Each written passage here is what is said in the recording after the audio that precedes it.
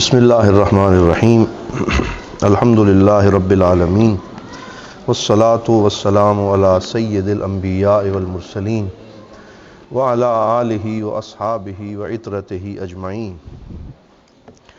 اما بعد فاعوذ باللہ من الشیطان الرجیم بسم اللہ الرحمن الرحیم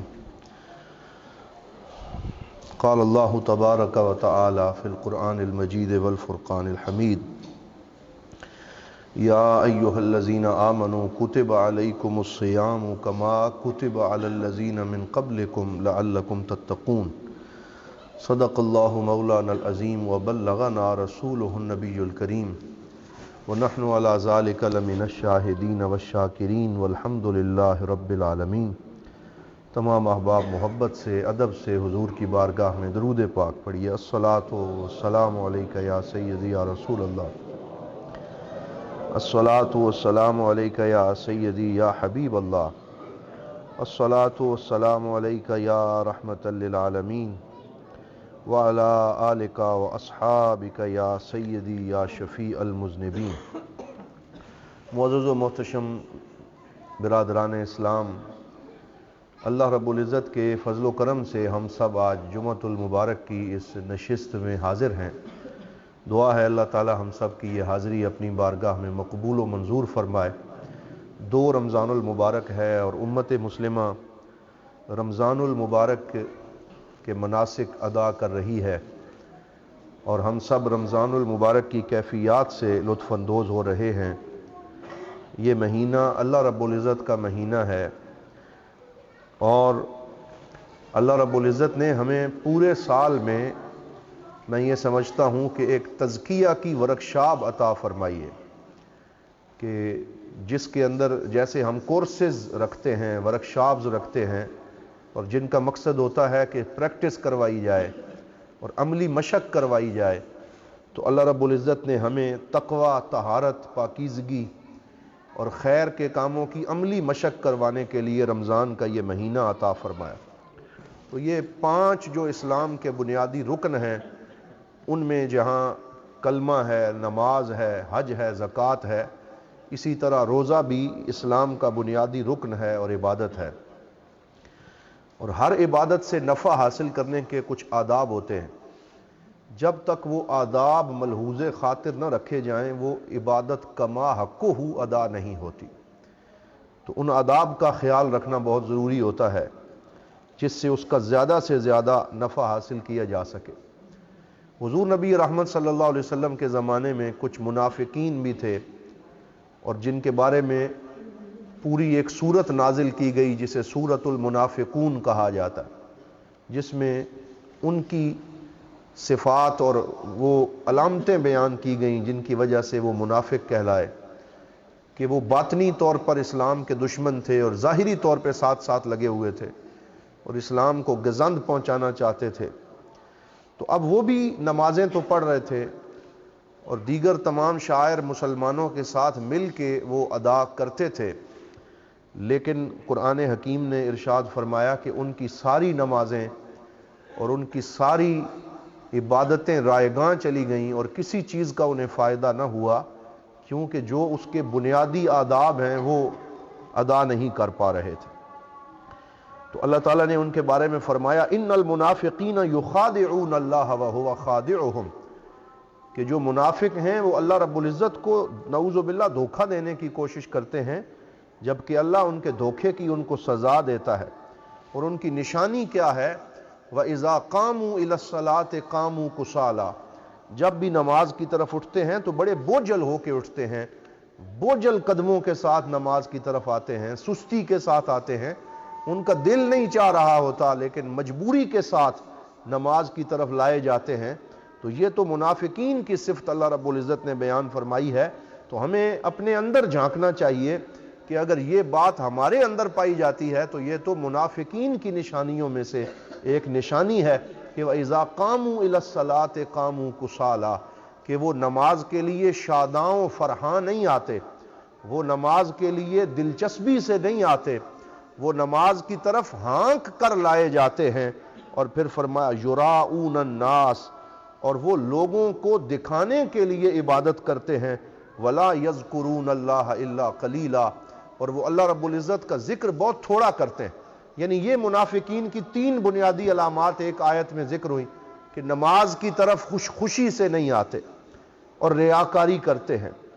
اور اللہ کا ذکر نہیں کرتے، بہت کم اللہ کو یاد کرتے ہیں۔ تو ہمیں ان تینوں ان کی نشانیوں سے بچ کے ایمان کی صفات اپنے اندر پیدا کرنے کی کوشش کرنی چاہیے کہ ہم نماز بھی خوش دلی سے ادا کریں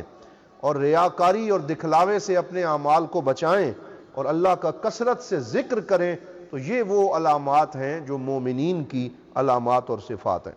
اسی طرح جہاں آداب صوم اور روزے کے آداب کی بات ہوتی ہے تو وہاں اخلاص کو بڑی اہمیت حاصل ہے۔ کسی بھی عمل میں جب تک اخلاص نہ ہو تو اس وقت تک وہ عمل اللہ کی بارگاہ میں مقبول نہیں ہوتا۔ ارشاد فرمایا وَمَا أُمِرُوا إِلَّا لِيَعْبُدُوا اللَّهَ مُخْلِصِينَ لَهُ الدِّينَ، کہ انہیں اور کسی بات کا حکم نہیں دیا گیا، انہیں اس بات کا حکم دیا گیا کہ وہ اللہ رب العزت کی عبادت کریں اخلاص کے ساتھ، ان کے ہر کام کے اندر سچائی اور اخلاص پایا جائے۔ لہٰذا جب ہم روزہ رکھیں تو اس میں بھی ہماری نیت کی اصلاح ہونی چاہیے۔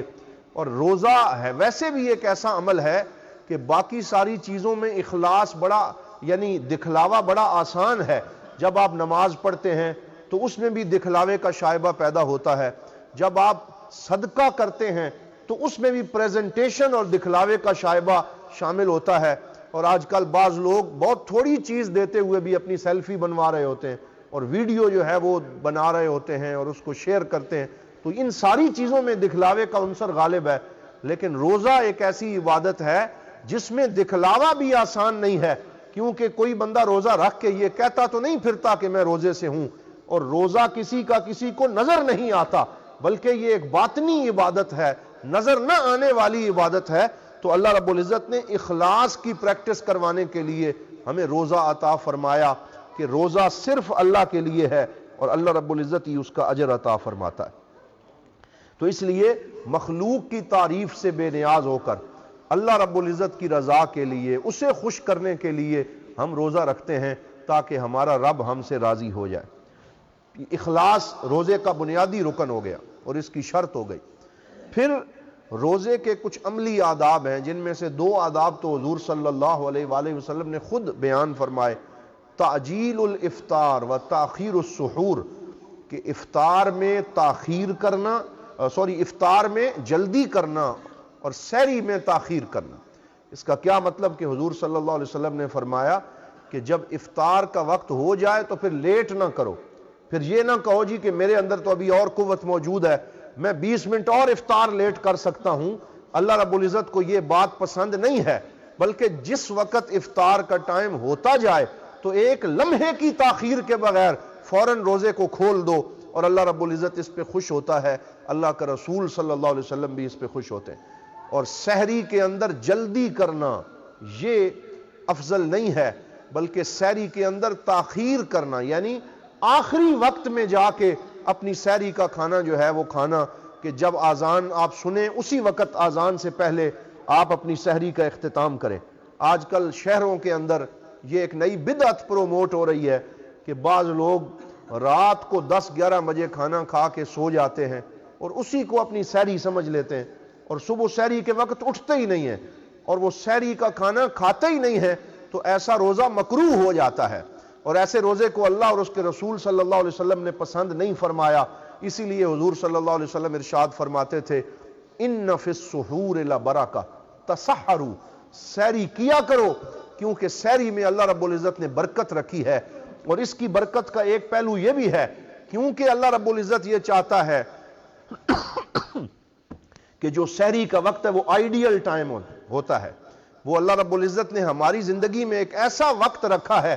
کہ سال کے باقی دنوں میں اکثر لوگ اس وقت میں نہیں اٹھتے، سوئے رہتے ہیں۔ تو ایک مہینہ اللہ رب العزت نے ہمیں ایسا عطا فرمایا جہاں ہمیں عبادت کے طور پہ اس وقت اٹھایا کہ آذان سے پہلے اٹھو، اس وقت سحری کرو، تاکہ ہمیں تہجد کی برکت حاصل ہو، مناجات کی برکت حاصل ہو،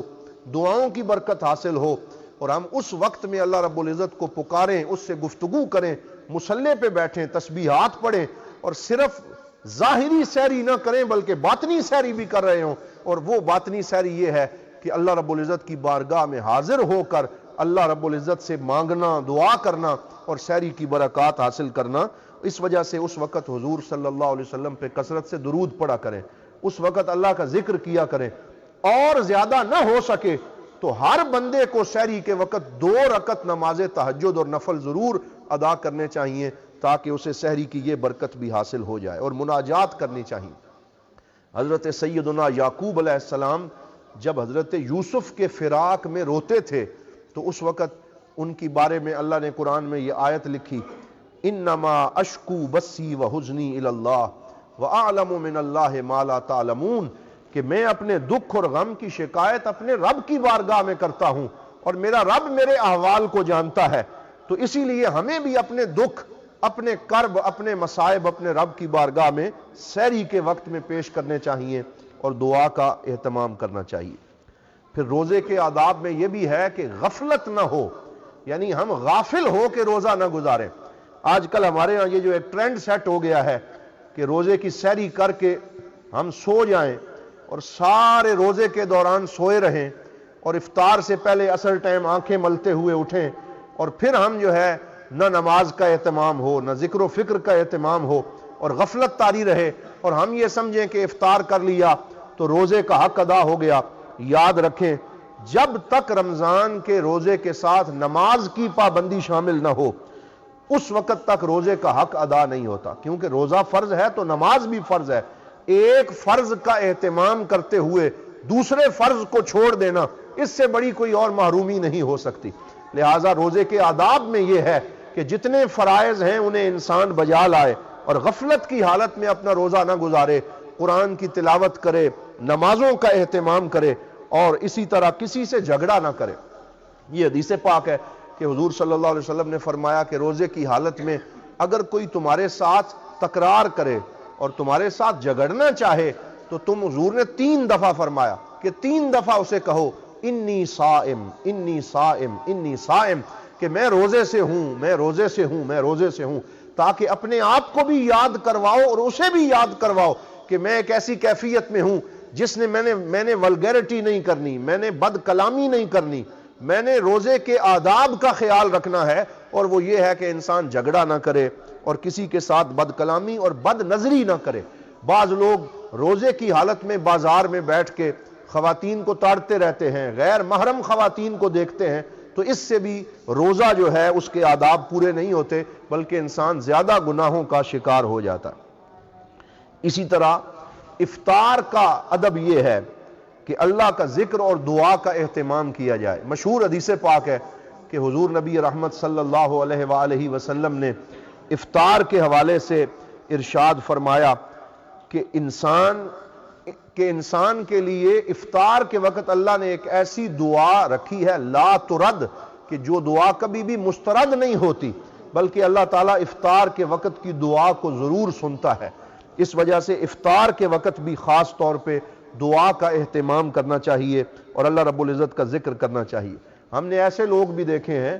کہ جنہوں نے افطار کرتے ہوئے سگریٹ کی ڈبیا اپنے ساتھ رکھی ہوتی اور اس کے اوپر لائٹر رکھا ہوتا ہے، اور وہ اس انتظار میں ہوتے ہیں کہ جو ہی روزہ افطار ہو تو سب سے پہلے سگریٹ نوشی سے اسے افطار کیا جائے۔ تو یہ اس طرح کی اور بہت سی بری عادات لوگوں میں ڈیولپ ہو گئی ہیں، تو ان سے بچنا چاہیے۔ اس کا یہ مطلب نہیں ہے کہ سارا دن کوئی سگریٹ سے بچا رہا تو اب اس کو یہ رخصت دے دی گئی کہ وہ روزے کا افطار جو ہے اس بری عادت سے کرے، بلکہ اپنے منہ کو پاکیزہ رکھے اور ذکر و فکر کا اہتمام کرے، کھجور کے ساتھ، پانی کے ساتھ، ان چیزوں کے ساتھ روزہ افطار کرے کہ جن کا حکم اللہ اور اس کے رسول صلی اللہ علیہ وآلہ وسلم نے ارشاد فرمایا۔ اور نماز، روزے کے دوران ساری نمازیں ضروری ہیں، لیکن عصر کی نماز کے حوالے سے حضور صلی اللہ علیہ وسلم نے ارشاد فرمایا وَمَن تَرَكَ صَلَاةَ الْعَصْرِ فَقَدْ حُبِطَ عَمَلُهُ، کہ جس نے جان بوجھ کر عصر کی نماز چھوڑ دی اس کے اس دن کے سارے اعمال ضائع ہو گئے۔ یعنی جس نے عصر کی نماز نہ پڑھی اس کا روزہ بھی ضائع ہو گیا، اس کی تلاوت قرآن، اس کی تہجد، اس کے سارے اعمال اکارت چلے گئے۔ اس کو الصلاۃ الوسطیٰ کہا گیا ہے، اور قرآن میں ارشاد فرمایا حافظوا علی الصلوات والصلاۃ الوسطیٰ، وَقُومُوا لِلَّهِ قَانِتِينَ کہ ساری نمازوں کی حفاظت کرو لیکن اس درمیانی نماز کی خاص طور پہ حفاظت کرو۔ اور حضور صلی اللہ علیہ وسلم نے فرمایا اس کی وجہ یہ بھی ہے کہ اللہ نے جن فرشتوں کی کائنات کا امور چلانے کے لیے ڈیوٹی لگائی ہے، جو ہمارے کندھوں پہ مقرر ہیں، پوری کائنات میں مقرر ہیں، وہ فرشتے ان کی ڈیوٹی عصر کے وقت تبدیل ہوتی ہے۔ جو پہلی ڈیوٹی والے لوگ فرشتے ہوتے ہیں وہ واپس جاتے ہیں اور نئی ڈیوٹی کے فرشتے آتے ہیں، تو وہ سارے عصر کی نماز کے وقت جمع ہوتے ہیں۔ اور بھی اس کے جو آداب ہیں اور جو اس کی حکمتیں ہیں ان کو ذکر کیا گیا ہے۔ پھر اسی طرح جب ہم روزے کے آداب کا ذکر کرتے ہیں تو آپ جانتے ہیں کہ فرائض کی کیٹاگرائزیشن کی گئی ہے اور فرائض کو مختلف حد بندیوں میں رکھا گیا ہے۔ ایک فرض عین ہوتا ہے، ایک فرض کفایہ ہوتا ہے۔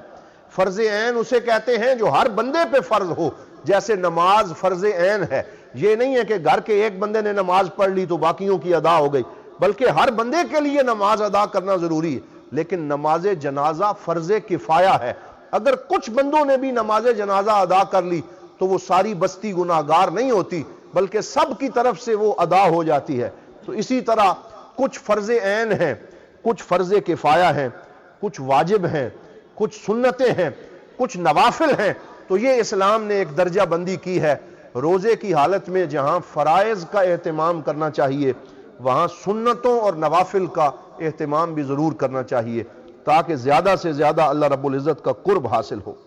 بعض لوگ یہ سمجھتے ہیں کہ نوافل پڑھنے سے شاید فرض جو ہے وہ ادا ہو جائے گا۔ یاد رکھیں جب تک فرض ادا نہ کیا جائے اس وقت تک نوافل کا ثواب حاصل نہیں ہوتا۔ ایک آدمی فرض نہ پڑھے، یہ حضرت سیدنا عمر فاروق رضی اللہ تعالی عنہ کے زمانے کا واقعہ ہے کہ آپ فجر کی جماعت پڑھا کے بازار کی طرف نکلے، ایک عورت آپ کو ملی تو آپ نے اس سے پوچھا کہ تیرا بیٹا آج فرض کی نماز فجر کی نماز میں حاضر نہیں تھا، وہ کیوں نہیں آیا، اس نے فجر کی نماز کیوں ادا نہیں کی؟ تو حضرت عمر کو وہ عورت کہنے لگی کہ اے امیر المومنین، میرا بیٹا ساری رات نوافل پڑھتا رہا، پھر اس کی آنکھ لگ گئی اور فجر کے بعد اس کی آنکھ کھلی، اس وجہ سے وہ مسجد میں نہیں آ سکا۔ تو آپ نے اسے ارشاد فرمایا لَأَنْ أُصَلِّ الْفَجْرَ فِي جَمَاعَةٍ أَحَبُّ إِلَيَّ مِنْ قِيَامِ اللَّيْلِ كُلِّهِ کہ اگر میں فجر کی نماز جماعت کے ساتھ ادا کروں، یہ مجھے ساری رات کے نوافل پڑھنے سے زیادہ محبوب ہے اور زیادہ پسندیدہ ہے، کیونکہ اللہ رب العزت کی رضا کا باعث ہے۔ اسی وجہ سے نوافل فرائض کی جگہ نہیں لے سکتے۔ کوئی آدمی 20 عمرے بھی کر لے، وہ 20 عمرے ایک حج کی جگہ نہیں لے سکتے، کیونکہ عمرہ یہ نفلی عبادت ہے اور حج کیا ہے؟ فرض ہے۔ کوئی آدمی سارے لوگوں سے تو اچھا تعلق رکھے اور پوری دنیا کے لوگوں سے تعلق اچھا کر لے، لیکن اس کا یہ باقی لوگوں سے تعلق بہتر کرنا صلہ رحمی کی جگہ نہیں لے سکتا۔ اور صلہ رحمی کہتے ہیں رشتہ داروں سے حسن سلوک کرنا۔ تو جس کا تعلق سب سے ٹھیک ہو، اپنے رشتہ داروں سے اچھا نہ ہو، تو ہم کہیں گے صلہ رحمی فرض ہے اور تو فرض پورا نہیں کر رہا، اس لیے باقی لوگوں سے تعلق بہتر ہونے کی کوئی اہمیت نہیں ہوگی۔ اسی طرح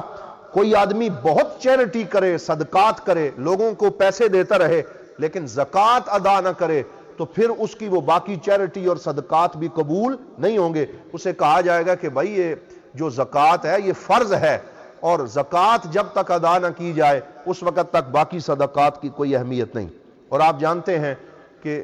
زکوٰۃ کسی بھی وقت ادا کی جا سکتی ہے، جب حولان حول ہو جائے، اور حولان حول کا مطلب ہے جب سال پورا ہو جائے، تو پھر آپ نے اپنے مال کے اوپر زکوٰۃ دینی ہے، جو اللہ رب العزت نے فرض فرمائی ہے کہ وہ زکوٰۃ جو ہے وہ ادا کی جائے اپنے مال کے اوپر۔ تو وہ زکوٰۃ زیادہ افضل ہے کہ رمضان المبارک کے اندر ادا کی جائے، اس لیے جب رمضان آئے تو زکوٰۃ نکالنے کا اہتمام ضرور کریں، کیونکہ باقی فرائض کی طرح یہ بھی فرض ہے اور اس فرض کو پورا کرنے میں بھی غفلت نہیں کرنی چاہیے۔ اسی طرح رمضان المبارک کے آداب میں یہ بھی ہے کہ قرآن پاک کی تلاوت کی جائے، اور اس کا ادب یہ ہے کہ تلاوت تدبر کے ساتھ کی جائے۔ بعض لوگ اس دوڑ میں لگ جاتے ہیں کہ کون زیادہ قرآن ختم کرتا ہے، کوئی کہتا ہے میں نے 10 قرآن ختم کیے، کوئی کہتا ہے 3 قرآن ختم کیے،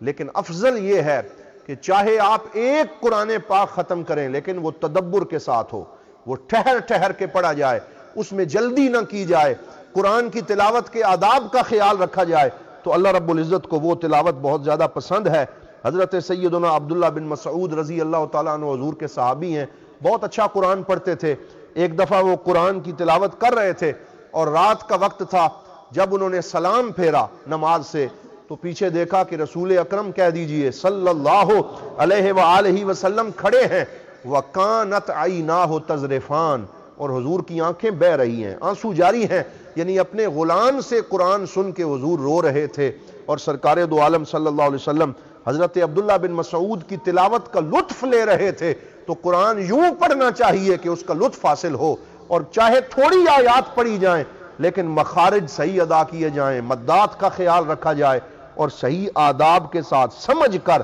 اور ٹھہر کر قرآن کی تلاوت کی جائے۔ ایک بڑا مشہور قاعدہ ہے کہ اللہ رب العزت کے نزدیک کمیت کی نہیں بلکہ کیفیت کی اہمیت ہے، یعنی کوانٹٹی کی نہیں بلکہ کوالٹی کی اہمیت ہے۔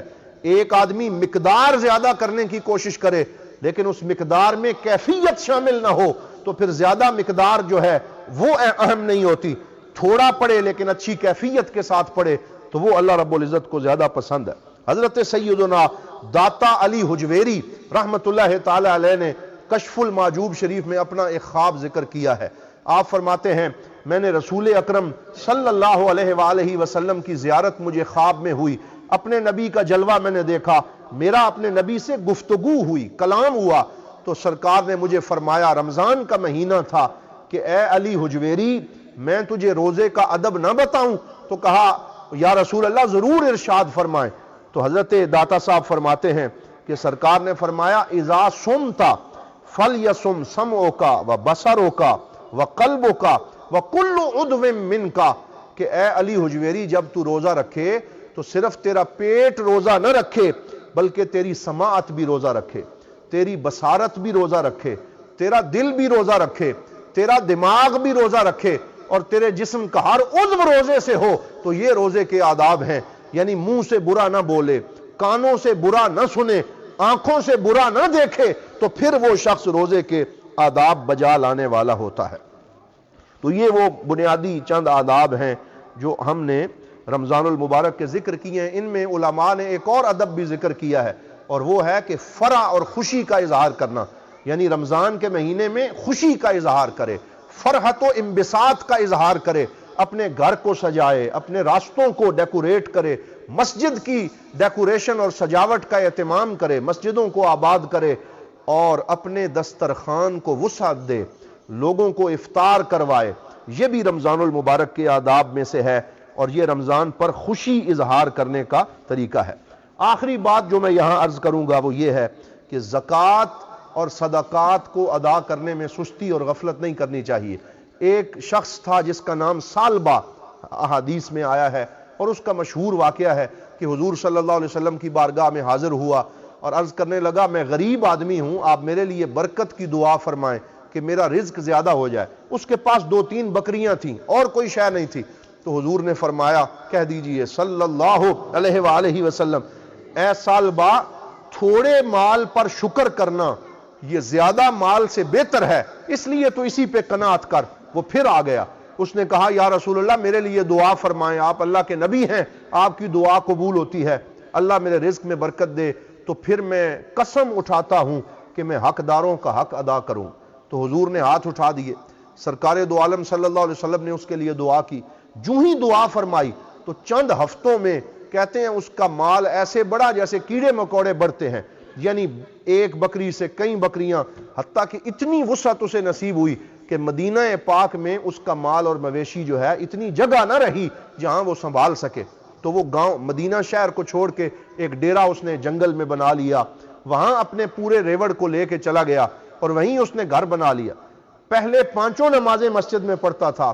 لیکن اب ظہر اور عصر کی نماز کے لیے مسجد میں آتا اور باقی 3 نمازیں نہ آ سکتا۔ پھر اور مال بڑھا، پھر 5 نمازوں پہ آنا چھوڑ گیا۔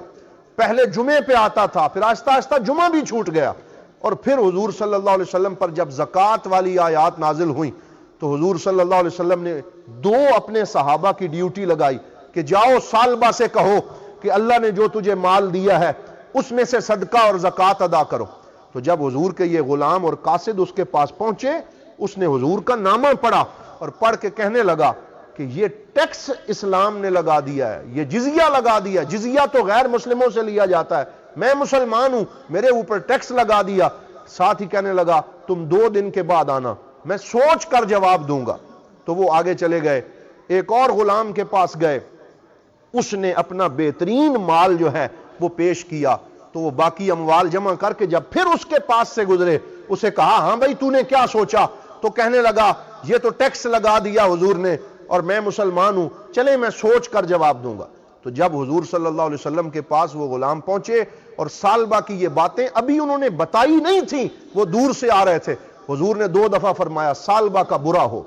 سالبہ کا برا ہو، یہ حضور کی زبان سے یہ کلمات نکلے۔ اور پھر سرکار دو عالم صلی اللہ علیہ وسلم سے جب انہوں نے ساری بات کا ذکر کیا تو اس وقت 2 آیات قرآن حکیم کی نازل ہوئیں، اور ان میں اللہ رب العزت نے ارشاد فرمایا وَمِنْهُمْ مَنْ عَاهَدَ اللَّهَ لَئِنْ آتَانَا مِنْ فَضْلِهِ لَنَصَّدَّقَنَّ وَلَنَكُونَنَّ مِنَ الصَّالِحِينَ۔ یہ اس سالبہ کے بارے میں قرآن کی 2 آیتیں نازل ہوئیں کہ ایک آدمی وہ تھا جو وعدہ کرتا تھا کہ اگر اللہ نے میرے اوپر فضل کیا تو میں بڑا صدقہ کروں گا، بڑا نیک ہو جاؤں گا۔ فَلَمَّا آتَاهُمْ مِنْ فَضْلِهِ بَخِلُوا بِهِ وَتَوَلَّوْا وَهُمْ مُعْرِضُونَ۔ اور جب اللہ نے اپنا فضل فرما دیا، جب رزق کی ریل پیل ہو گئی، بخل کرنے لگا اور اس نے پشت پھیر لی اور اعراض کر لیا، تو سورہ توبہ کی آیت نمبر 75 اور 76 اس کے حق میں نازل ہوئی۔ اور پھر جب اسے پتا چلا کہ اب میرے بارے میں قرآن کی آیتیں نازل ہو گئی ہیں، تو بہت سے ریوڑ لے کے، مویشی لے کے حضور کی خدمت میں خود دوڑا چلا آیا، اب میرا صدقہ قبول کر لیں۔ حضور نے فرمایا اب میرے رب نے مجھے تیری زکوٰۃ قبول کرنے سے منع فرما دی، اب اللہ نے منع کر دیا، اب میں نے تجھ سے کچھ نہیں لینا، اب تیرا صدقہ ہم قبول نہیں کریں گے۔ جتنی دیر وہ زندہ رہا حضور کے دور میں کوشش کرتا رہا، لیکن سرکار نے اس کا صدقہ قبول نہ فرمایا۔ پھر حضرت ابو بکر کا دور آیا اور 2.5 سال حضرت ابو بکر کے دور میں وہ سالبہ آتا تھا، آ کے دروازہ کھٹکھٹاتا، حضرت ابو بکر اس کے لیے دروازہ نہ کھولتے، فرماتے جس سے میرے نبی نے قبول نہیں کیا اس سے میں بھی قبول نہیں کروں گا۔ پھر حضرت عمر کا دور آیا، حضرت عمر کے 12 سال وہ کوشش کرتا رہا، لیکن انہوں نے بھی اس کے صدقات کو قبول نہ کیا، اور حضرت عثمان غنی کے دور میں وہ ہلاک ہو گیا، برباد ہو گیا۔ تو یہ ہمارے سامنے قرآن نے مثالیں بیان کی ہیں کہ جس پہ اللہ کا کرم ہو جائے، جس پہ اللہ کا فضل ہو، جس کے پاس مال موجود ہو، وہ زکوٰۃ دینے میں سستی نہ کرے، وہ صدقات و خیرات کا اہتمام کرے۔ تو ہم دعا کرتے ہیں اللہ رب العزت ہمیں رمضان کے آداب کا خیال رکھنے کی توفیق عطا فرمائے۔ وآخر دعوانا ان الحمد للہ رب العالمین۔ سنتیں ادا کر دی۔